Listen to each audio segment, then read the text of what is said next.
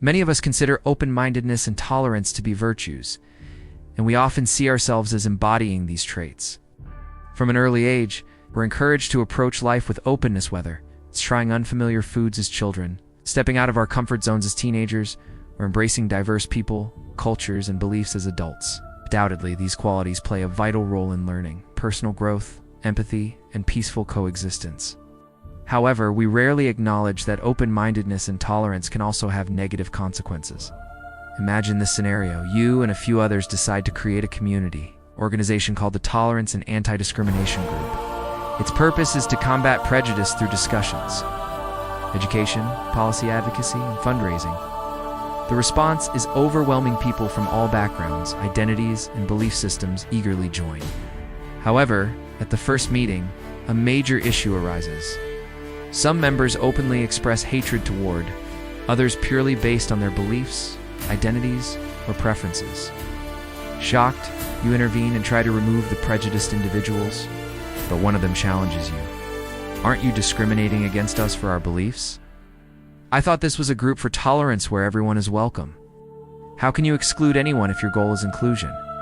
Their argument leaves you conflicted. Technically, they're right, yet something feels deeply wrong. Reluctantly, you let them stay, hoping education and dialogue will change their attitudes. Over the next few weeks, the group works to promote unity and fairness in the community. But internally, tensions grow. The prejudiced members continue making others uncomfortable, even suggesting that those who disagree with them should leave. Slowly, what began as an inclusive movement becomes exclusive and intolerant, the very thing it was meant to oppose. Recognizing the situation can't continue, you address the problematic members again. I'm sorry, but you'll have to go. Your behavior is making this group unsafe for others, you explain. They fire back. So now we're being excluded for our beliefs. I thought this was supposed to be the Tolerance and Anti-Discrimination Group. This time, you're ready. Yes, but your actions are actively harming people. Tolerance isn't about allowing harm. It's about fostering respect and coexistence. One member responds defiantly, but we feel threatened too. The other member's views clash with ours. We don't hate them. We just think we're right, and we dislike those who oppose us. Why do their beliefs matter more than ours? How is kicking us out any different from what you accuse us of doing? You pause. Their argument has a twisted logic, but you know deep down it's flawed. Still, without a perfect counter and committed to the group's ideals, you reluctantly let them stay.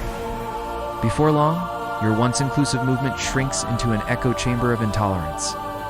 Some members escalate to threats and even violence against those they dislike. If you don't act fast, you'll go down in history as the founder of what became a hate group. With no other choice, you issue a final ultimatum. All of you leave. Now, they smirk. So much for anti-discrimination, huh? Yep. You reply coldly. Yes, this is discrimination. And yes, this is the anti-discrimination group. That seems hypocritical, doesn't it? This challenges one particularly argumentative member. Not at all, you respond firmly. Tolerance in this organization isn't absolute. It's a social agreement. When you refuse to tolerate others who simply wish to live peacefully, when you threaten their safety and comfort, you've broken that agreement. Our mission is to create space for as many people as possible. By working against that goal, you've excluded yourselves. The group glares in hostile silence. This scenario demonstrates the classic paradox of tolerance. First articulated by philosopher Karl Popper in 1945, the paradox reveals that total tolerance inevitably allows intolerance to flourish, ultimately destroying tolerance itself. Therefore, maintaining true tolerance requires judicious intolerance of intolerance. The experiment raises crucial questions.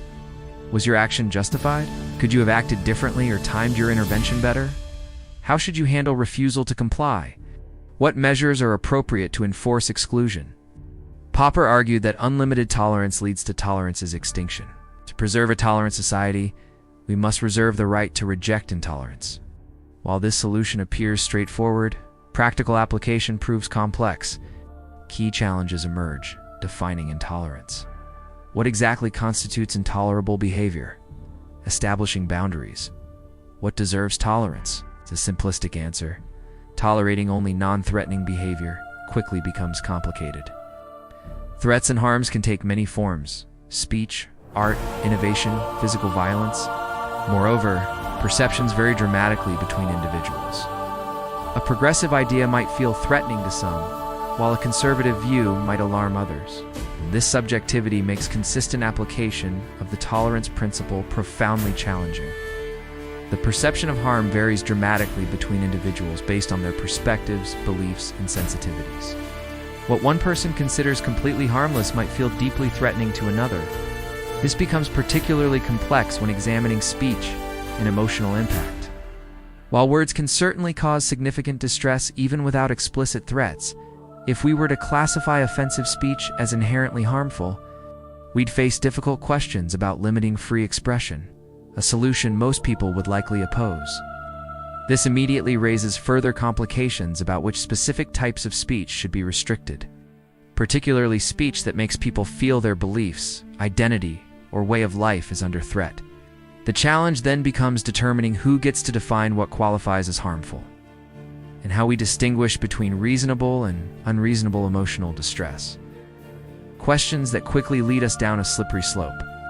Philosopher Karl Popper offered nuanced guidance on this matter, suggesting we should automatically suppress intolerant philosophies when rational argument and public opinion can keep them in check.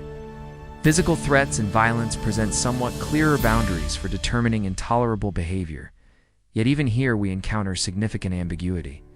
Many groups resort to violence precisely because they perceive their beliefs, identities, or existence as being threatened. If we adopt an absolute prohibition against violence, we risk preventing legitimate self-defense.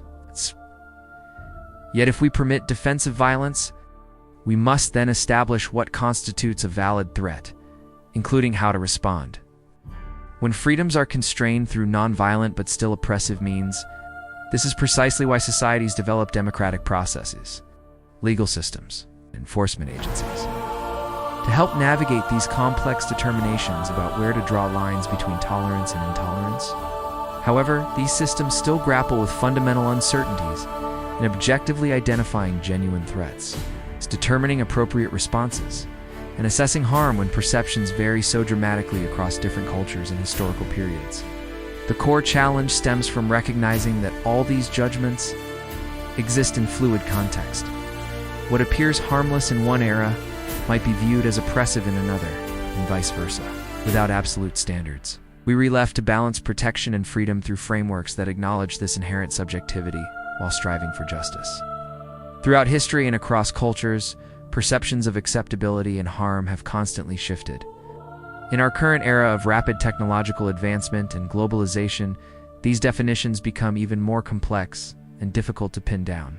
We're left navigating these waters as best we can, attempting to coordinate our collective responses to these evolving challenges. The paradox of tolerance exposes the hidden complexities within seemingly virtuous concepts.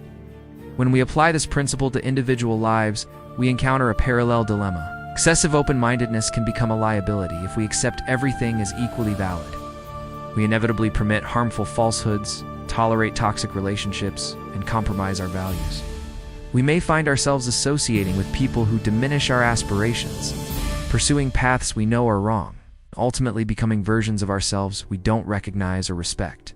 As Walter Kochnig wisely cautioned, we mustn't keep our minds so open that our brains fall out. This metaphor captures our tendency to elevate virtues like kindness, positivity, and tolerance to absolute principles, believing we must embody them unconditionally. But such extremes often backfire. Like an untrained dog off its leash, these good qualities can become problematic without proper boundaries. Their inherent goodness becomes distorted by lack of direction. The solution lies in balance. Being kind when appropriate, positive when warranted, and open to considering different perspectives, but discerning about what we ultimately accept. This discernment proves particularly crucial when making life decisions about careers and passions. We frequently allow external voices and self-doubt to dictate our paths, either closing ourselves off to promising opportunities or remaining open to distractions and dead ends. The art lies in cultivating thoughtful selectivity, being open enough to explore possibilities, but decisive enough to commit to worthwhile pursuits.